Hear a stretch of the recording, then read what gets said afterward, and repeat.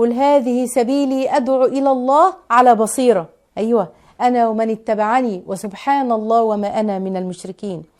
الواحد لما بيحب يوصل لطريق أو لهدف عارف الخطوات اللي هيمشي عليها، طريق سهل، طريق صعب. الصعب انك تحاول ترضي الناس، والله ولن ترضى ولن يرضوا، انك تكسب ودهم، ورضا الناس اصلا غاية لا تدرك. اما الطريق السهل اللي احنا هنقوله في حلقاتنا على مدار رمضان كله، اللي مليان حب وسكينة وهدوء وراحة بال وفرحة في الدنيا والآخرة، طريق الوصول لله عز وجل.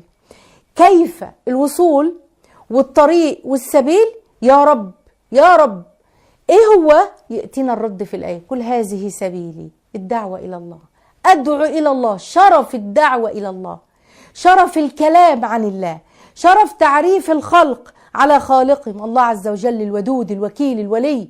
طريق سهل بس قليل من الناس عليه، بخطب فيه المرأة بكل مراحلها، الزوجة، البنت، الأم، حتى الجدة. والله الطريق اللي أسلكه هو طريق الإصلاح.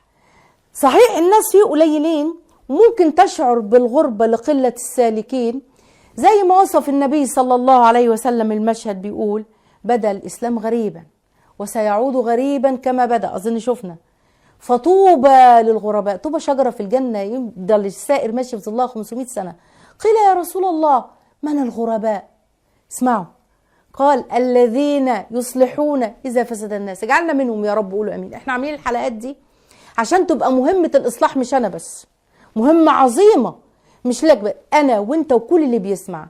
مهمة الدعوة إلى الله مع الإصلاح في حد شهر رمضان الجميل المبارك اللي احنا فيه. تعالوا نعيد ترتيب البوصلة بتاعتنا. عايزين نصلح يا رب، وعايزين نبقى كده ونجعل الإصلاح هدف، مسؤولية نبدأ بيها من أقرب دايرة حوالينا، أسرتك الصغيرة، وبعدين أسرتك الكبيرة، العيلة، جيرانك، أصدقائك، الشغل، العمل، المحيط اللي حواليكي، طبعا أولادك.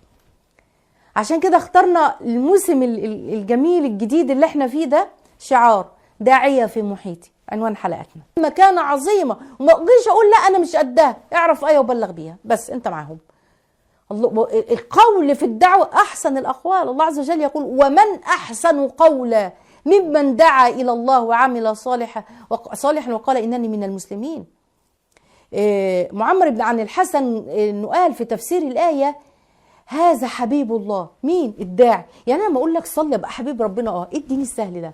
يعني انا لما اقول لك قوم ظبطي حجابك، طب قومي طيب اسمعي كلام الله، طب قولي السنه وفرائض، هذا حبيب الله هذا ولي الله. والله كده سهل؟ ايوه سهل. هذا صفوة الله عز وجل، هذا خير خلق الله النبي صلى الله عليه وسلم ومن اتبعه، هذا احب اهل الارض الى الله، هذا احب اهل الارض الى الله. اجاب الله عز وجل في دعوته، دعا الناس، وما اجاب الله من دعوته وعمل صالحا في اجابته قال إنني من المسلمين. خليفة الله في الأرض، هذا خليفة الله. كلام ابن كثير على فكرة. أجرهم عظيم. حديث سهل